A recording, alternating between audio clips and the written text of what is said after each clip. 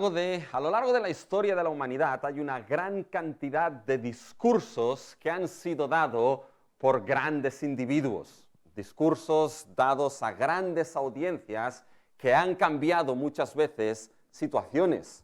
Y yo estoy seguro que quizá cada uno de nosotros podemos tener en mente alguno de los grandes discursos que han sido dados por alguien a lo largo de la historia. Tengo un sueño, I've got a dream, ¿ya? Martin Luther King, uno de los grandes discursos que se ha analizado y ha pasado a los anales de la historia. Pero cuando vamos a la Escritura nos encontramos, mis hermanos, grandes discursos que son insuperables. Nos encontramos esos últimos discursos que nuestro Señor Jesucristo dio a sus discípulos y nos encontramos en este capítulo de Hechos 20, el último discurso que el apóstol Pablo dio a los ancianos de la iglesia de Éfeso. El discurso que ha sido llamado y el discurso que se conoce como el discurso de Mileto, precisamente porque fue un discurso dado en la ciudad de Mileto a los ancianos de Éfeso. Así que tengan sus Biblias abiertas en Hechos 20 y en estos versículos que se han leído del 17 al 38. Y lo que vimos un poquito la semana pasada en el mensaje pasado es que en este capítulo de Hechos 20 el apóstol iba poco a poco moviéndose hacia Roma. Ya el libro de Hechos nos va llevando al final, nos va llevando a Roma, pero nos dimos cuenta de que el apóstol Pablo antes de llegar a Roma tenía que hacer una parada en Jerusalén para entregar lo que era la ofrenda que había recogido entre las iglesias gentiles para los santos y pobres que se encontraban en Jerusalén. Y es un texto que vimos que mencionaba una gran cantidad de lugares geográficos que nos marcaban la manera en cómo Pablo iba moviéndose hacia Jerusalén y hacia Roma. Estábamos en Éfeso, pasamos a la región de Macedonia, pasamos a Grecia, a Filipos, a Troas, Asnos, Quío, Samos, diferentes sitios que nos iban mostrando cómo Pablo se movía en ese viaje misionero. Y algo que vimos y nos dimos cuenta es que en todos estos lugares en los cuales estaba, tanto en Éfeso como en Macedonia como en Troas, Pablo dejaba ese lugar, Pablo dejaba la iglesia, Pablo dejaba los discípulos de aquella región, pero no les dejaba de cualquier manera. Antes de irse, les daba su último discurso. Lo hizo en Éfeso, exhortó y animó a los hermanos y a la iglesia en Éfeso. Entró en Macedonia, se nos dice que los exhortó con abundancia de palabra antes de irse. Entró así, hizo exactamente lo mismo, les exhortó, les animó desde la tarde hasta la medianoche y el alba misma hasta el punto de que un pobre Eutico se durmió y se cayó de un tercer piso. Cuando fíjense, mis hermanos, de que Pablo se iba y daba sus últimos discursos. Y esto es lo que nos encontramos aquí a partir del versículo 17. Es el último discurso por excelencia de Pablo. Ahora bien, es un discurso distinto a lo que nos encontramos en el libro de Hechos en relación a Pablo, porque es un discurso que está dirigido de manera específica a creyentes. Un discurso que está dirigido de manera específica a ancianos de la iglesia en Éfeso. Distinto al discurso que dio en Antioquía de Pisidia, en Hechos 13, distinto al discurso que Pablo dio en Atenas, en Hechos 17, que estaba dirigido a no creyentes. Aquí en Hechos 20 nos encontramos un discurso dirigido a creyentes y concreta y específicamente a los ancianos, líderes o responsables de la iglesia en Éfeso. Eso quiere decir, mis hermanos, que el mensaje de hoy es un mensaje que está directamente enfocado a ancianos y pastores. Eso quiere decir que estando yo hoy aquí y José Luis, el resto si quieren pueden irse, ¿ya? Porque el mensaje es directamente para ancianos y pastores, aunque les aconsejo que si quieren pueden quedarse. ¿Por qué? Porque es un mensaje, mis hermanos, es un discurso que lo encontramos dentro del canon de las Escrituras, dentro del canon bíblico, dentro del canon que Dios ha dado a su pueblo, la iglesia. Y por lo tanto es un discurso que no solamente es para oídos de ancianos, pastores, sino para oídos de toda la iglesia. Porque escuchando este discurso de Pablo, la iglesia podrá entender exactamente qué es lo que tiene que ser central en aquellos que están liderando la iglesia, lo que tiene que ser central para la vida de los que lideran la iglesia y para la vida de la congregación. Y es más, vamos a ver que lo que le dice a los ancianos de Éfeso, hay toda una serie de principios que son aplicables no solamente para ancianos y pastores, sino aplicables para cualquier santo, para cualquier cristiano.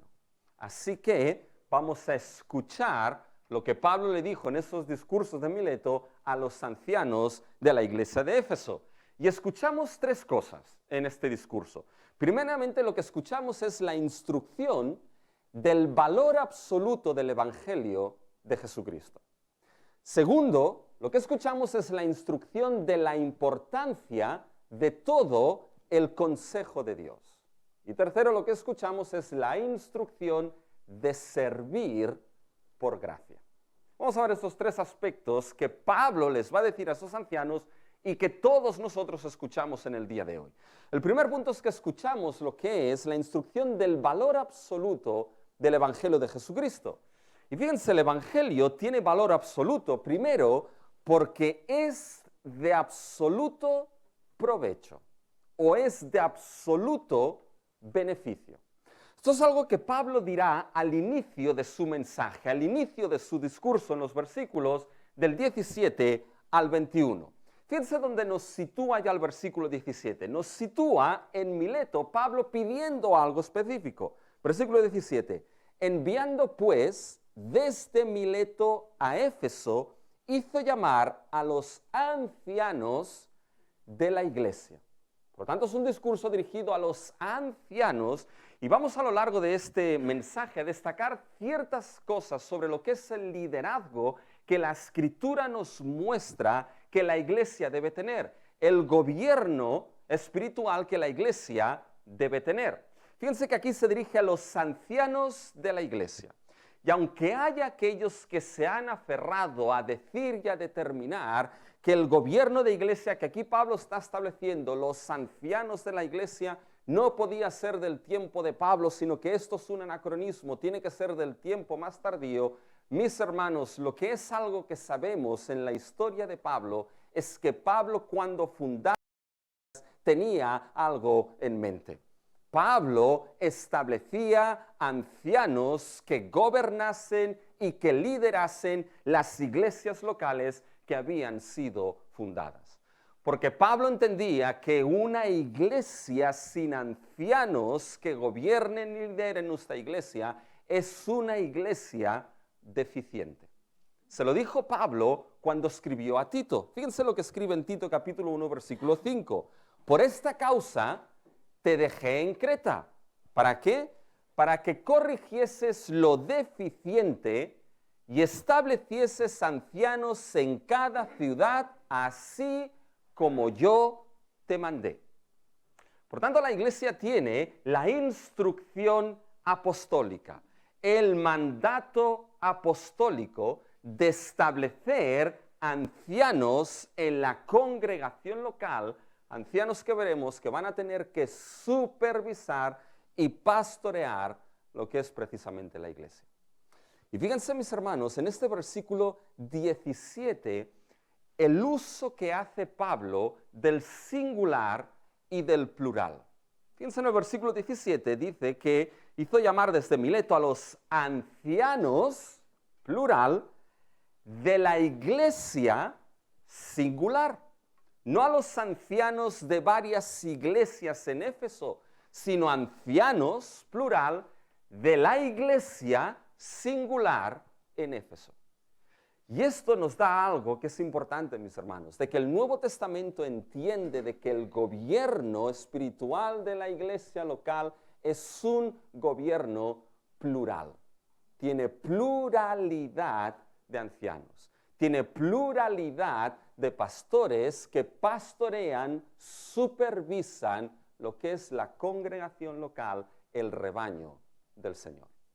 Bien, a estos ancianos de Éfeso, Pablo les hace llamar y ahora Pablo va a empezar a explicarles ciertas cosas que esos ancianos ya sabían, ciertas cosas que esos ancianos habían vivido el tiempo que Pablo estuvo en Asia y que estuvo con ellos. Fíjense en el versículo 18.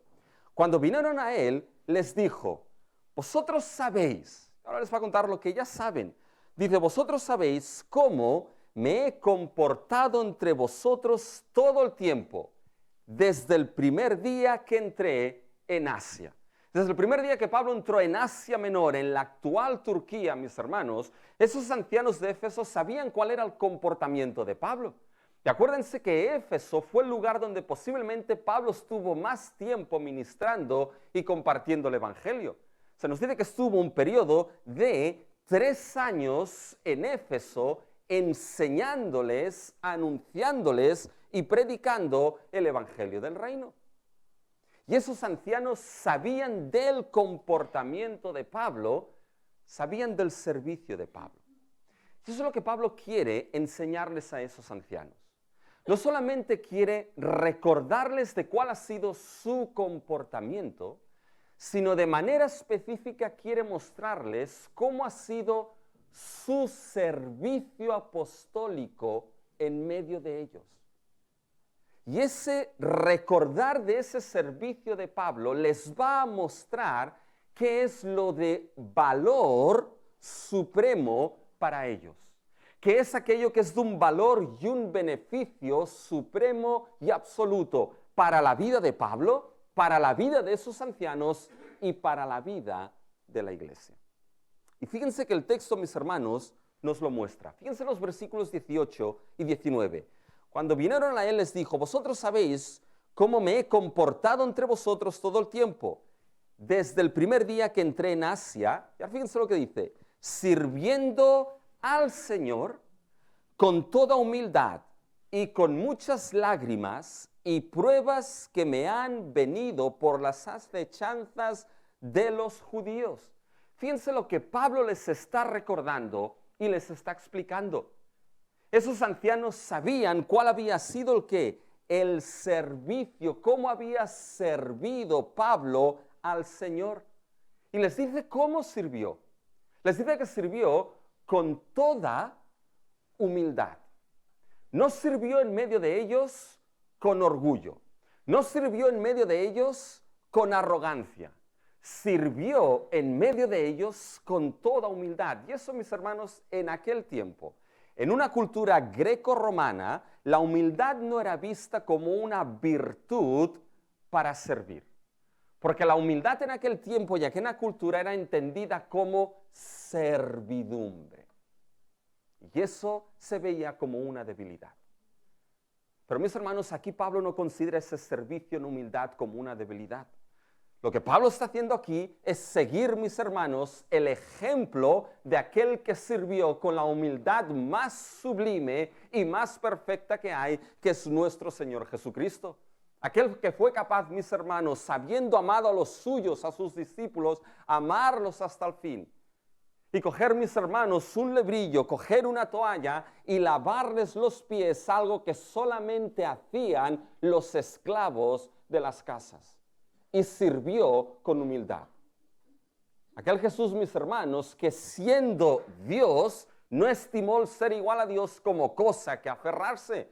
No aprovechó la gloria eterna para su propio beneficio, sino que lo que hizo, mis hermanos, es tomar la forma de siervo, de esclavo, para servir a los suyos para salvación y vida eterna. Pablo les dice, recordar que serví al Señor en medio de vosotros con toda humildad, y fíjense, con algo más, y con muchas lágrimas. Y las lágrimas, mis hermanos, en Pablo, en este discurso a Mileto, 2 veces Pablo menciona que sirvió con lágrimas. Lo dice en el versículo 19, con muchas lágrimas. Lo dice, fíjense, en el versículo 31, mis hermanos. Por tanto, velad acordándoos que por 3 años de noche y de día no he cesado de amonestar con lágrimas a cada uno. No es que Pablo, mis hermanos, fuese un llorón. ¿Eh? Lo que nos muestra ese servicio con lágrimas, mis hermanos, es lo que había verdaderamente en el corazón de Pablo. Pablo, mis hermanos, tenía una preocupación genuina por esa iglesia. Una preocupación genuina por esos ancianos. que se mostraba, mis hermanos, en un servicio que salía precisamente del corazón hasta el punto de derramar lágrimas por ellos. Y eso, mis hermanos, es algo que nunca podemos perder de vista. Y el liderazgo de la iglesia nunca puede perder esto de vista. ¿Saben por qué? Porque es muy fácil perderlo de vista. Es muy fácil que el corazón se endurezca y acabe sin sentir nada y ser incapaz de derramar una sola lágrima hacia aquellos que sirven.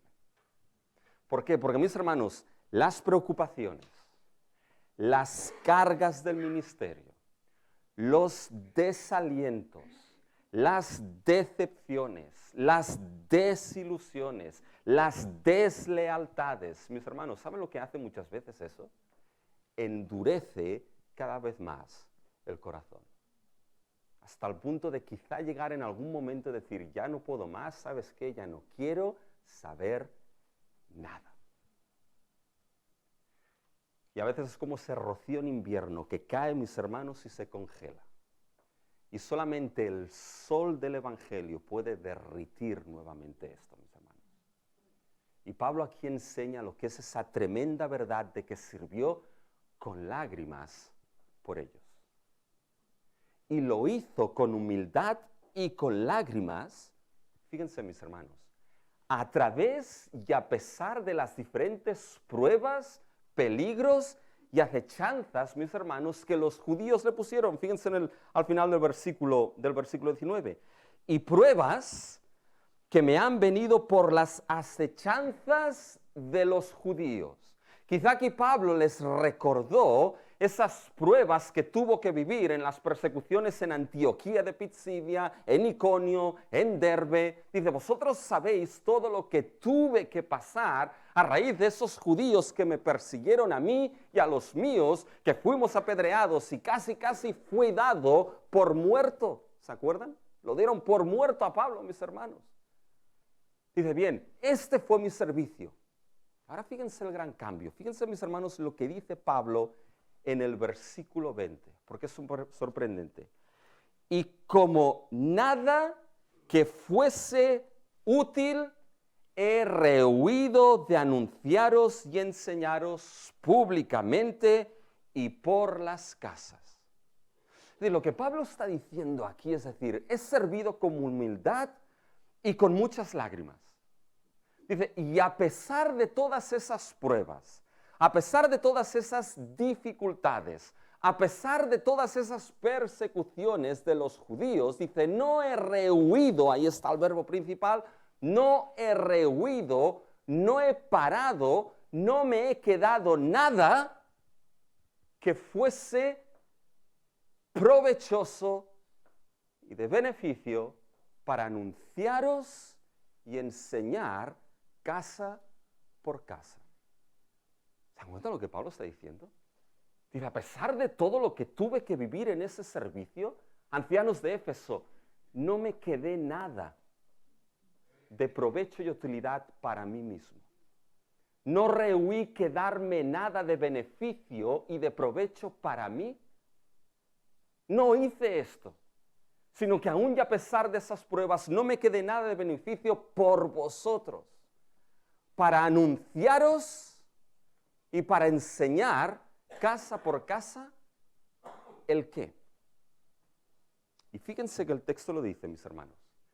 Fíjense que el versículo 21 es aquello que Pablo no ha rehuido quedarse de provecho y de beneficio para sí. Si le preguntamos al texto, ¿cómo? ¿Qué es aquello que no has rehuido quedarte de provecho? Fíjense el versículo 21. Testificando a judíos y a gentiles acerca de qué? Acerca del arrepentimiento para con Dios y de la fe en nuestro Señor Jesucristo. Mis hermanos, esto es lo que Pablo no quiso quedarse para su propio beneficio y para su propio provecho. Pablo, mis hermanos, aún en las pruebas no quiso quedarse nada de este mensaje del arrepentimiento para con Dios y de la fe en nuestro Señor Jesucristo. Si tuviésemos que resumir en una palabra lo que es esto, ¿saben lo que es esto, mis hermanos? Esto es el Evangelio. Esto es el Evangelio de gracia de nuestro Dios. Y estos dos aspectos aquí, arrepentimiento y fe, tal y como están descritos aquí, son dos cosas inseparables que van unidas. El arrepentimiento para con Dios. ¿Arrepentimiento de qué? Arrepentimiento de los pecados de uno hacia Dios, mis hermanos. Porque debemos entender desde que Génesis 3, mis hermanos, todo ser humano, sin excepción y sin distinción, es pecador. Y todo ser humano ha quedado destituido de la gloria de Dios por su propio pecado. Y el principal ofendido por los pecados del ser humano, grandes o pequeños, el principal ofendido es Dios. El pecado es un crimen de condenación eterna porque es hecho contra un ser que es eterno, mis hermanos. Y David lo tenía claro en el Salmo 51, contra ti y solo contra ti he pecado. Y algo, mis hermanos, que el Evangelio llama es al arrepentimiento de esos pecados para con Dios, pero no quedarse ahí. Y a la fe, ¿en quién? A la fe, mis hermanos, en nuestro Señor Jesucristo. El único que es el Salvador. El único que es la fuente de todo perdón y salvación para el pecador que arrepentido se acerca a Cristo y a su gloriosa obra, mis hermanos. Y esos dos aspectos, arrepentimiento y fe, ¿saben lo que conforma? Eso es lo que bíblicamente se llama la conversión. Por la gracia de Dios, mis hermanos, aquel que se arrepiente de sus pecados y acude a Cristo para salvación y perdón. Pablo dice, aún y lo que pasé, no rehuí quedarme nada para mi propio provecho, sino que lo hice para anunciaros y enseñar este Evangelio. Y Pablo está mostrando, mis hermanos, que el Evangelio es de valor absoluto porque es de provecho y beneficio absoluto en la vida del ser humano. Y uno se pregunta, ¿de verdad este arrepentimiento y esta fe en Cristo es de provecho y de beneficio absoluto? Y ciertamente lo es. Porque es lo único que puede cambiar lo que es tu presente y tu eternidad. Es lo único que ahora, aquí en el presente, puede pasarte de una condenación eterna a una vida eterna y a una gloria eterna que seas capaz de cantar, sublime gracia del Señor, que aún infeliz salvó.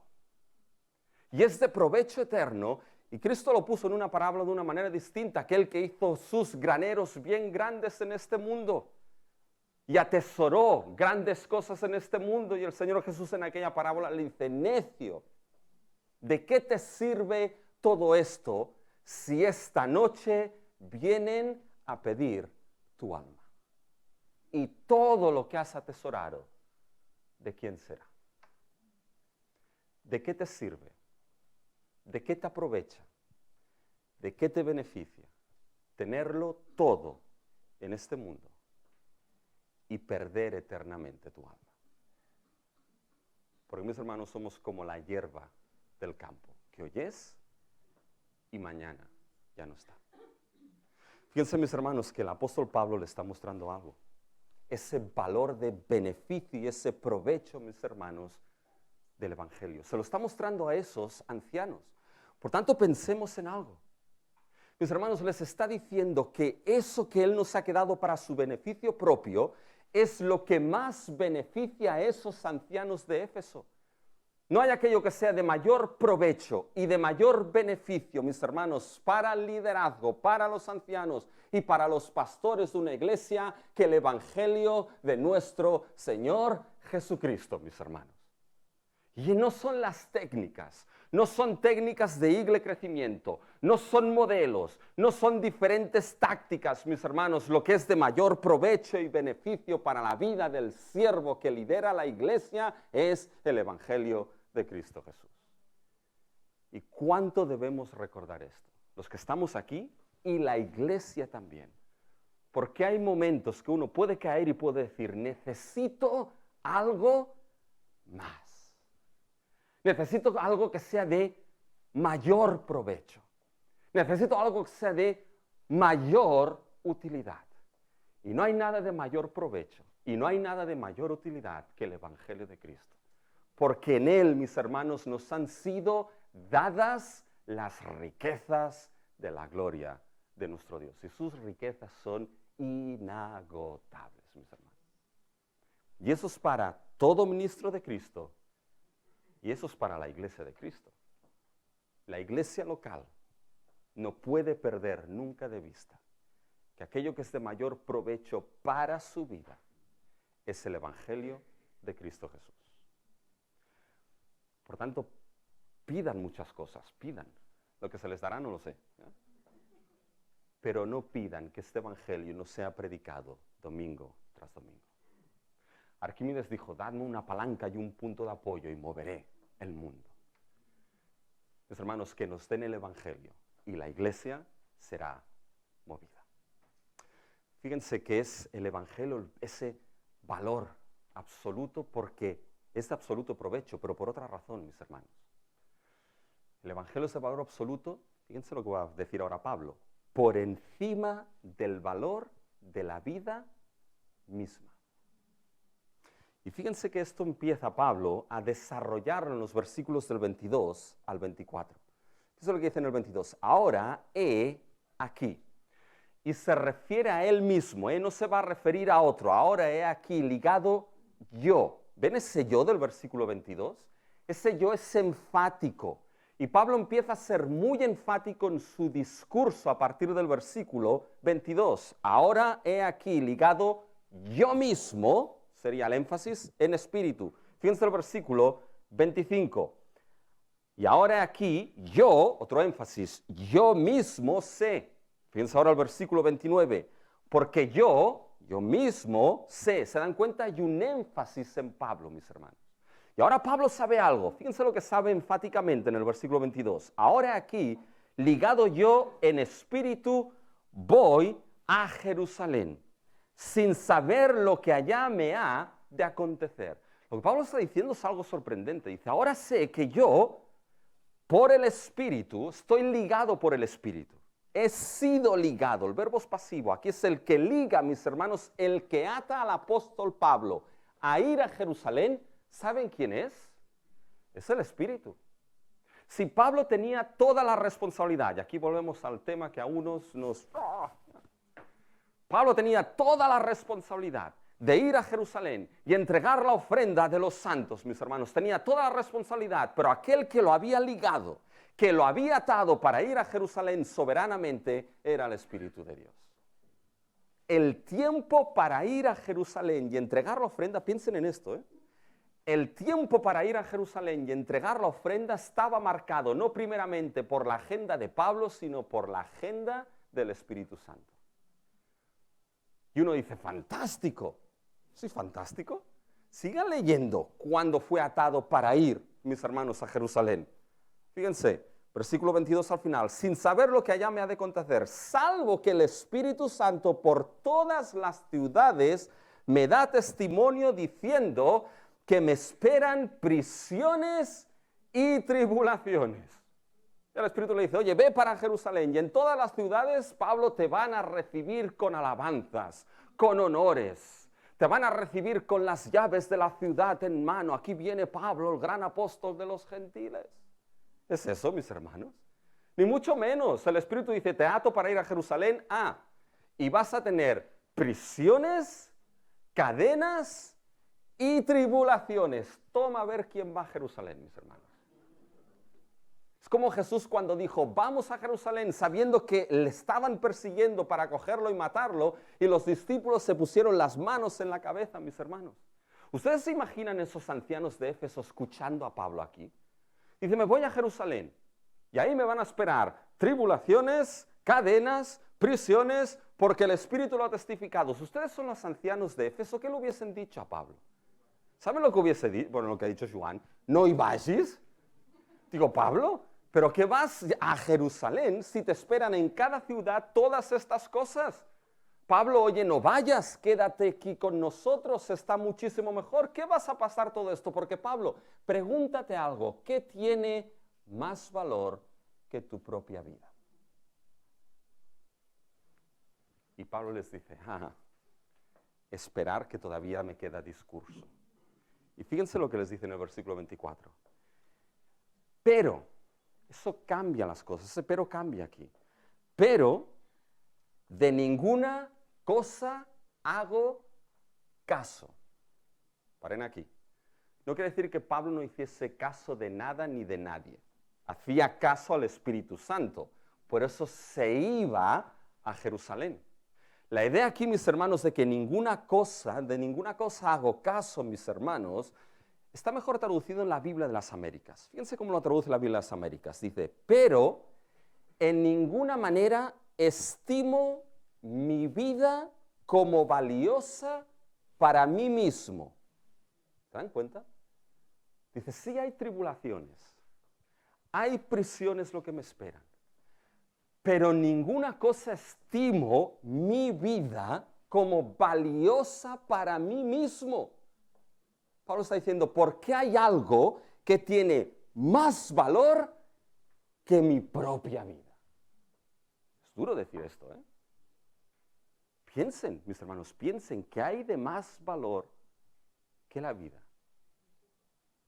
¿Y qué es eso que era de más valor para Pablo? Fíjense, dice, valiosa para mí mismo, a fin de poder terminar mi carrera y el ministerio que recibí del Señor Jesús.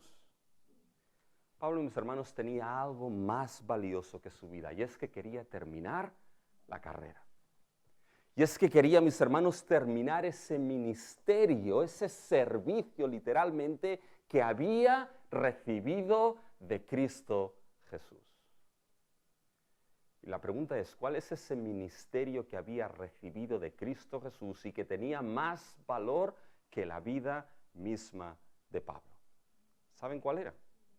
Fíjense, el texto se lo dice, ¿eh? El versículo 24. Con tal que acabe mi carrera con gozo y el ministerio o servicio que recibí del Señor Jesús para, ese es el ministerio, dar testimonio de ¿qué?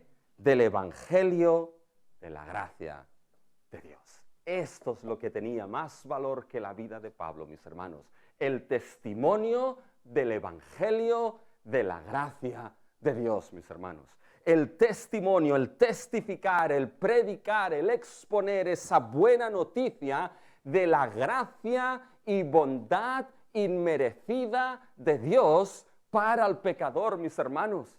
Ese evangelio de esa gracia sublime que hemos cantado, sublime gracia del Señor que aún infeliz salvó. Fui ciego yo, mas veo hoy, mis hermanos, sublime gracia de nuestro Dios.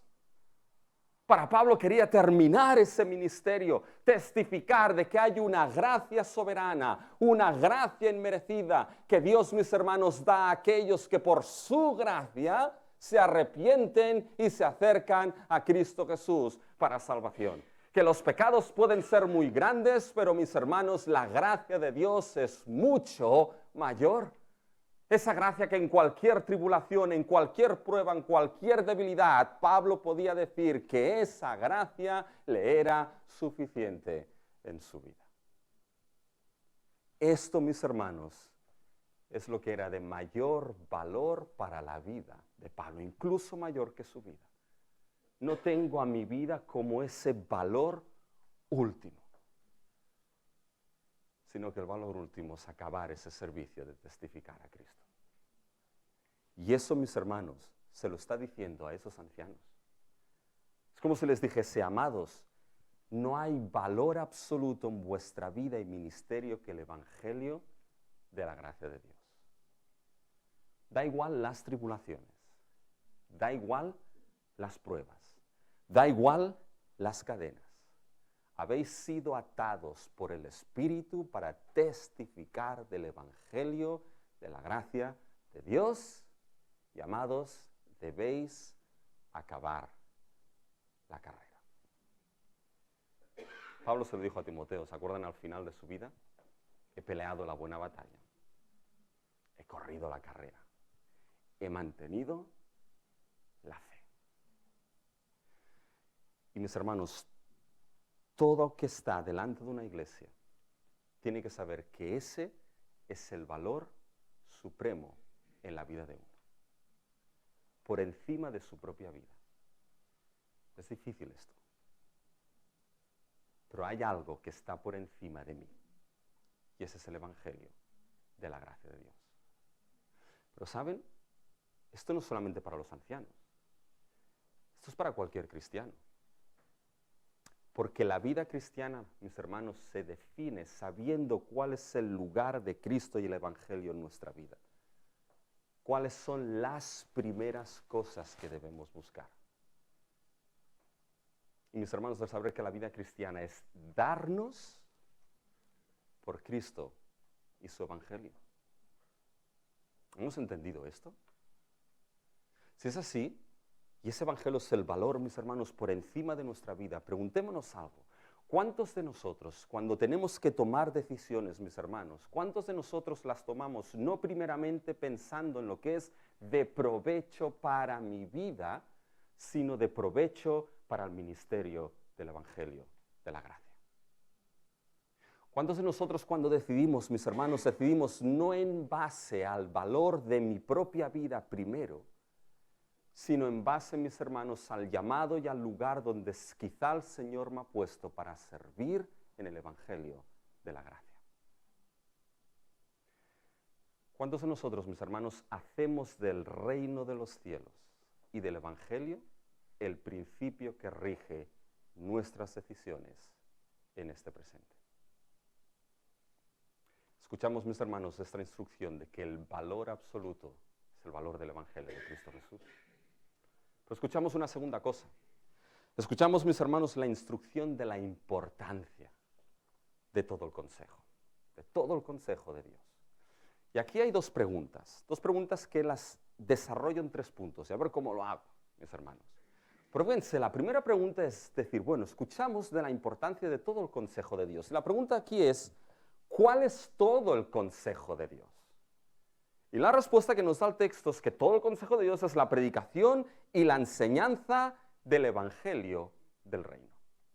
Fíjense, mis hermanos, que a partir del versículo 25 cambia algo en el discurso de Pablo a esos ancianos. Y lo que cambia, mis hermanos, es que ahora va a empezar a instruirles directamente en lo que ellos tienen que hacer. Y fíjense que Pablo lo primero que les va a decir es que ya no van a volver a ver más su rostro. Fíjense los versículos 25 y 26.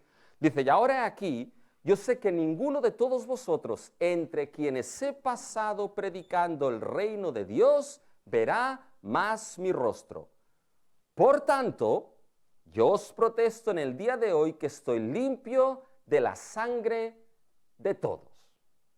Era protestante Pablo, ¿ya? Protestaba, mis hermanos.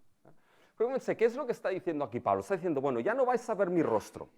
Por lo tanto, yo os protesto. ¿Qué quiere decir eso? Es decir, Pablo les va a decir, ¿sabéis qué? Lo que os digo es que yo estoy limpio.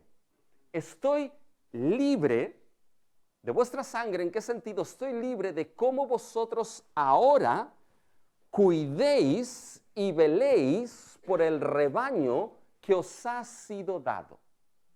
Estoy libre de esto. ¿Por qué? No porque sea apóstol, no porque haya pasado 3 años con vosotros, sino porque os he dado algo. Fíjense el versículo 27. Por tanto, 26, yo os protesto en el día de hoy que estoy limpio de la sangre de todos, porque, esa es la razón, porque no he rehuido anunciaros que todo el consejo de Dios. ¿Se dan cuenta? Esta es la causa por la cual Pablo está libre de la sangre de todos. Eso es lo que os digo, eso es lo que os protesto. Estoy libre de la sangre de todos por una razón, porque no he rehuido anunciaros todo el consejo de Dios. Lo tenéis, ancianos, tenéis en vuestras manos todo el consejo de Dios enseñado por mí. Yo estoy libre. Ahora la pregunta es, ¿qué es eso todo el consejo de Dios? Porque uno aquí puede pensar, bueno, en Piedra de Ayuda llevamos casi 1 año con el libro de Hechos y todavía no lo hemos acabado. ¿Cómo en 3 años predicas todo el consejo de Dios? Y saben, Pablo ya ha explicado qué es el consejo de Dios. Y lo ha explicado de dos maneras. La primera ya nos lo ha dicho. Fíjense que en el versículo 27 utiliza ese verbo rehuir, porque no he rehuido. Y este verbo ya lo ha utilizado Pablo, mis hermanos, en el versículo 20. Fíjense, y como nada que fuese útil he rehuido. ¿Se dan cuenta? Lo utiliza dos veces. En el versículo 20, mis hermanos, lo que Pablo no rehuyó fue anunciar y enseñar el arrepentimiento para con Dios y la fe en nuestro Señor Jesucristo. Por lo tanto, lo que no ha rehuido enseñar a esos ancianos de todo el consejo de Dios es precisamente ese evangelio, mis hermanos. Pablo no ha rehuido a esos ancianos enseñarle todo el evangelio de Cristo, todo el evangelio de la gracia de nuestro Dios. Ese es el consejo de Dios. ¿Por qué? Por una segunda razón. Porque esa palabra consejo puede traducirse aquí, mis hermanos, como propósito o voluntad. Porque no he rehuido enseñaros todo el consejo, toda la voluntad, todo el propósito de Dios. Y saben, Pablo tenía, mis hermanos, una mente bíblico-teológica. Pablo, hermanos, entendía algo, y lo vemos a lo largo de sus cartas. ¿Saben qué entendía? Entendía, mis hermanos, que Cristo Jesús y el Evangelio es el cumplimiento de todo el propósito, voluntad y consejo redentor de Dios, mis hermanos. Que toda la historia redentora, que todo el decreto, mis hermanos, redentor de Dios se cumplía en una sola persona, Cristo Jesús. Se cumplía, mis hermanos, en una enseñanza y en un mensaje glorioso, el mensaje del Evangelio, de la gracia de nuestro Dios, mis hermanos. Y esto es lo que Pablo les dio.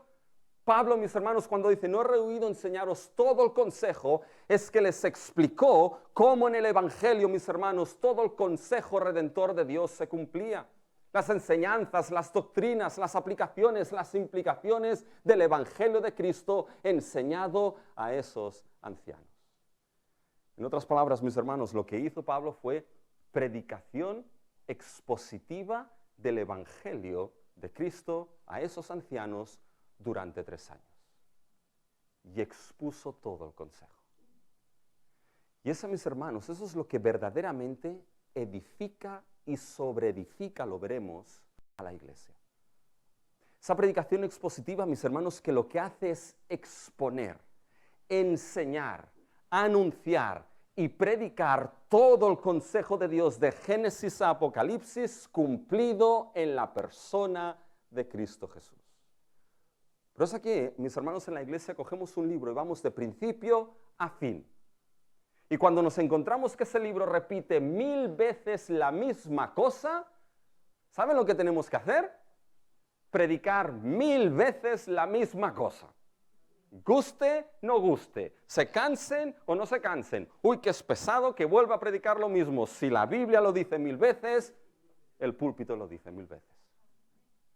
Si predicamos y encontramos algo que no nos gusta, oye, esto no me gusta, esto me lo salto, porque me voy a lo que me gusta. Si está ahí, aunque no nos guste, ¿saben lo que debemos hacer, mis hermanos? Predicar lo que no nos gusta y no nos sintamos cómodos, sea política o no políticamente correcto, mis hermanos. Fíjense que eso es todo el consejo de Dios que Pablo les explicó. El Evangelio expuesto, enseñado y predicado en sus implicaciones. Con esto en mente, sabiendo lo que es esto, ahora viene la segunda pregunta. ¿Cuál es el resultado entonces de todo este consejo de Dios? Y fíjense que el resultado es doble. Primeramente, el resultado es un liderazgo que cuida el rebaño de Dios. Fíjense, mis hermanos, que esto lo empezamos a ver a partir del versículo 26 en adelante. Fíjense que ahora viene el resultado. Fíjense cómo se expresa el versículo 26. Por tanto, hay un resultado. Y ahora fíjense que ese resultado se expresa en 2 imperativos, 2 órdenes que Pablo da a esos ancianos de lo que tenían que hacer, mis hermanos. Fíjense el versículo 28, por tanto, resultado, mirad, eso es lo primero. Ahora miren el versículo 31, por tanto, velad. Estas son las 2 cosas que tenían que hacer esos ancianos en base, y si tengo que repetirlo 1000 veces, lo repito, en base a que tenían todo el consejo de Dios con ellos, ¿vale? Lo habían recibido, enseñado, escuchado, tenían todo el consejo de Dios, por tanto estoy libre, tenéis todo el consejo de Dios, ¿qué debéis hacer? Versículo 28. Por tanto, mirad por vosotros y por todo el rebaño en que el Espíritu Santo os ha puesto por obispos para apacentar a la iglesia del Señor. ¿Qué es lo que tenían que hacer, mis hermanos? Primeramente, mirad. Y aquí la idea de mirar no es quedarse así mirando a la congregación, ¿eh? Ah, qué guapos son. No, esa no es la idea, ¿eh? Esa es la idea, mis hermanos, de cuidar. Es la idea de supervisar. Es la idea de vigilar.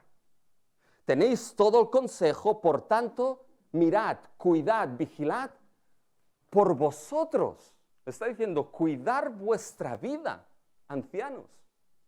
Y cuidad y vigilad lo que es todo el rebaño en que el Espíritu Santo os ha puesto.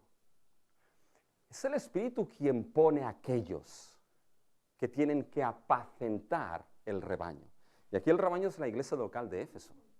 Sí, la iglesia, mis hermanos, reconoce. La iglesia escoge, sí, pero es el Espíritu quien pone, mis hermanos. Y fíjense que a esos ancianos, fíjense ahora, los puso como obispos. ¿Se dan cuenta? Bien, ahora no piensen aquí en obispos, mis hermanos, como un título oficial, ya con las piaras y todos los obispos. No, no. La palabra obispo aquí significa el que supervisa, el episcopos, ¿ya? El que supervisa. Como de Ezequiel, mis hermanos, aquel que está en la atalaya y supervisa y vigila, mis hermanos, todo lo que es el rebaño. Pero vigila, ya verán, vigila no solamente para que alguna oveja se convierta en cabra y se vaya por los montes. No solamente esto, mis hermanos. Vigila como atalaya, lo veremos aquí, para que no haya enemigos que dañen al rebaño. Cuidar por vosotros mismos y por todo el rebaño en que el Espíritu os ha puesto como obispos para, fíjense ahora, apacentar. Y ese verbo, ¿saben de dónde proviene apacentar, mis hermanos? ¿Quién apacienta? No se apacienta una piara de cerdos, ¿sí que no? Se apacienta un rebaño de ovejas. Ese término viene de pastorear. ¿Sois ancianos? Obispos para pastorear. Tres términos que se refieren al mismo oficio, mis hermanos. Y aun y cuando hay denominaciones que distinguen, mis hermanos, aquí los ancianos son obispos, supervisores, son pastores de la iglesia del Señor, la cual Él ganó con su sangre. Hay un gran debate en este texto. Parece ser que en realidad los manuscritos más antiguos no dicen la iglesia del Señor, sino la iglesia de Dios, que Él ganó con la sangre de su propio. Referida a esta sangre, evidentemente, a lo que es la sangre de nuestro Señor Jesucristo. Ahí es donde está la identidad y el gran valor de la iglesia, mis hermanos. La iglesia no como institución, sino la iglesia como ese rebaño de Dios redimido por la sangre de Cristo Jesús. Mis hermanos, el gran valor que tiene la iglesia es que Cristo, el Hijo de Dios, derramó su sangre por ese rebaño. Por esas ovejas que son suyas, por esas ovejas que Él conoce desde antes de la fundación del mundo, Él dio su sangre para perdonar sus pecados y para redimir a un pueblo celoso, mis hermanos, de buenas obras. Tenéis todo el consejo, ¿os dais cuenta? Por lo tanto, mirad por vosotros y por esta iglesia. ¿Por qué? ¿Cuál es la razón de esto, mis hermanos? Fíjense que el texto lo expresa y esto es algo que no podemos olvidarnos. Fíjense el versículo 19. Aquí está la razón de por qué mirad, velad. Porque yo sé que después de mi partida entrarán en medio de vosotros lobos rapaces que no perdonarán al rebaño. Lobos, pero no cualquier tipo de lobos, rapaces, mis hermanos. El enemigo principal de las ovejas. ¿Se acuerdan de los cuentos de niños, no? El lobo y las ovejas. ¿Ya? Lobos rapaces que van a destruir, no perdonarán al rebaño. Y algo más. Fíjense ahora, esto es lo más sorprendente, ¿eh? Versículo 30. Y de vosotros mismos, tomen atención a esto, y de vosotros mismos se levantarán hombres que hablen cosas perversas para arrastrar tras sí a los discípulos. ¿Sabes lo que me sorprende de aquí? Que Pablo no dice, ¿sabe? De afuera se levantarán hombres perversos que torcerán. No, no, no. De vosotros mismos. Y eso puede ser de vuestro grupo de ancianos o de la iglesia local. Se pueden levantar hombres y se levantarán hombres que torcerán, pervertirán ¿el qué? Todo el consejo de Dios en el evangelio que os ha sido dado. Lo torcerán, lo pervertirán, lo harán light, lo harán lo que sea, pero lo torcerán. Por eso tenéis que mirar por vosotros, que no perdáis el consejo de Dios y el evangelio, y por todo el rebaño. Y mis hermanos, eso era una realidad en el tiempo de Pablo y es una realidad en nuestro tiempo y a lo largo de la historia de la iglesia. Porque las herejías, ¿saben de dónde salen? Salen, mis hermanos, de dentro de la iglesia, no de afuera. Y uno coge la historia de la iglesia, mis hermanos, y, oye, en la escuela dominical hemos hablado de un tal Marción que se cargó el canon bíblico, mis hermanos. Y la iglesia tuvo que poner, este es el canon que creemos como inspirado y autoridad divina. Y herejías a lo largo de la historia, el apolinarianismo, mis hermanos, el neoficismo, el monofisismo. Y dirán, ¿y esto qué es? Parecen enfermedades. ¿Dónde está el prospecto, mis hermanos? La teoría de la kenosis, todos son herejías, mis hermanos, que lo que harían es torcer y pervertir la gloriosa doctrina de la encarnación del Hijo de Dios. O más recientemente, lo que es la nueva perspectiva del apóstol Pablo, que niega el carácter forense, el carácter de imputación de la justificación por la fe, siendo declarados perdonados y no culpables por la sola fe. O la doctrina del opentheísmo, mis hermanos, que es bien moderna, que dice que Dios no conoce plenamente el futuro. ¿Y por qué no lo conoce? Y ese es su argumento.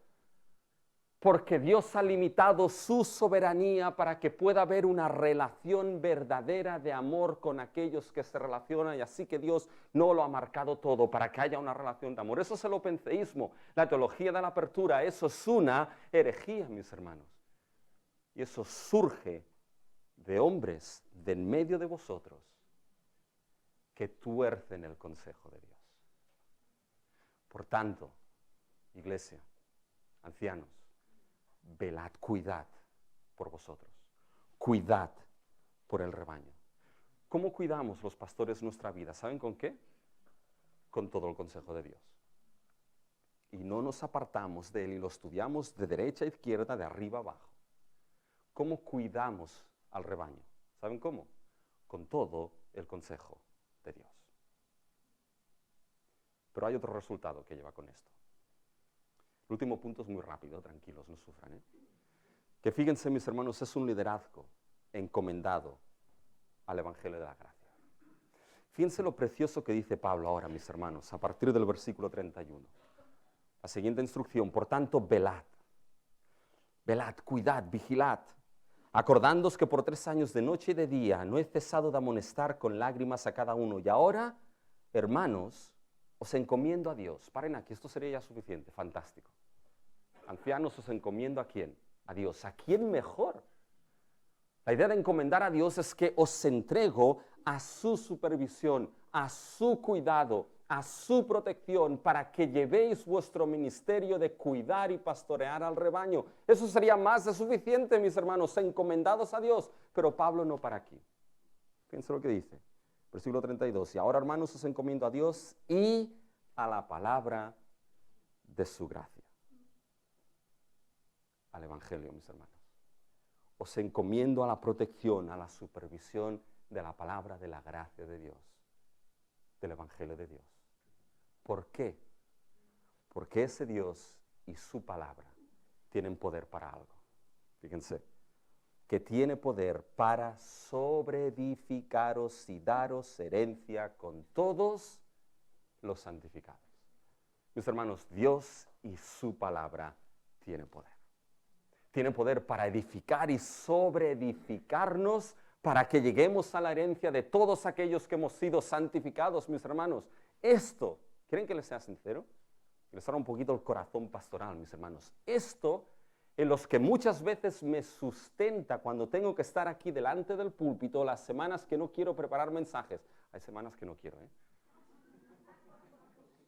O alguna de aquellas que dices, ay Señor, ¿cómo puedo estar hoy? Mis hermanos, ¿saben lo que sustenta? De que uno se ha encomendado al Evangelio de gracia y que ese Evangelio, no yo, no mi manera de predicar, no mis mensajes más largos o más cortos, no, más largos, mis hermanos. No, es la palabra la que sobreedifica para que los santos lleguen a la herencia que nos está guardada en los cielos. Y mis hermanos, esto es lo que debe sustentarnos, de que es la palabra de la gracia de Dios la que nos sobreedifica para que al final lleguemos a esa herencia con todos, esto es glorioso, con todos los santificados, los de piedra de ayuda y los del resto del mundo, mis hermanos, que han sido santificados en Cristo Jesús. Qué precioso es eso. Y siendo encomendados, mis hermanos, a la palabra de gracia, tenemos responsabilidad, pero la misma confianza de Pablo de que la buena obra que Dios ha empezado, la terminará hasta el día de Jesucristo. Mis hermanos, esto es de gran importancia. ¿Saben por qué? Debemos estar encomendados a la palabra de la gracia de Dios. Porque déjenme que les diga que he visto, mis hermanos, tristemente muchas iglesias, que después de que quizá un pastor que estaba fielmente y firme en la palabra, mis hermanos, pero esto no estaba grabado en el corazón de la congregación, han perdido, mis hermanos, todo el consejo de Dios. Y podemos tenerlo escrito en confesiones de fe, podemos tenerlo escrito en estatutos, pero si no está escrito en nuestros corazones, mis hermanos, no servirá de nada. Encomendados a la palabra de gracia. Y por último, fíjense que ya recojo todas las de esto, ¿Ven? Escuchamos la instrucción, mis hermanos, de servir por gracia. Y servir por gracia, mis hermanos, implica servir no por ganancia deshonesta.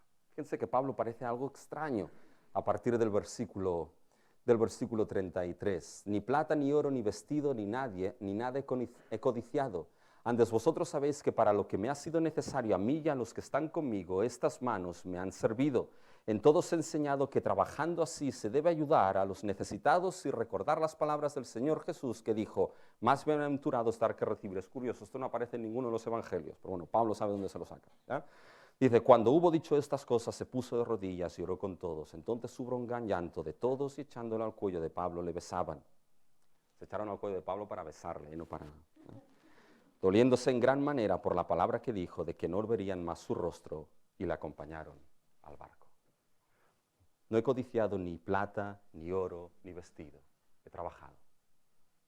Mis hermanos, ¿qué les está enseñando a esos ancianos? No les está enseñando solamente, mis hermanos, que trabajen. Ese no es el punto aquí. Mis hermanos, el servicio de Pablo no fue por codicia. No fue por ganancia deshonesta. No fue para enriquecerse de ese rebaño. Pablo trabajó. Y digo que aquí el punto, mis hermanos, no es el tema de que el pastor tenga que trabajar. Si tiene que trabajar, se trabaja. Pero el mismo Pablo que escribió esto fue el que escribió que el obrero es digno de su salario, no pongas bozal al buey que trilla. ¿Quieres que trille? Permita que trille. Uno dirá, uy, el pastor no puede decir esto, porque es el principal afectado en ello. Bueno, ¿saben qué les digo? Que estoy llamado a predicarles todo el consejo de Dios. Pero el mismo Pablo que dijo esto, mis hermanos, es lo mismo que dijo el apóstol Pedro. Oye, no esquiléis a las ovejas. Servid no por ganancia deshonesta. Cuidar bien al rebaño. No por codicia, mis hermanos, sino porque es más bienaventurado dar que recibir, mis hermanos. Y se fue en barco. ¿Qué les quedó a esos ancianos? El discurso de Mileto. ¿Qué nos queda a nosotros, mis hermanos? El discurso de Mileto. Escuchemos bien ese discurso del valor supremo del Evangelio, de la importancia de todo el consejo de Dios, de servirnos los unos a los otros por gracia.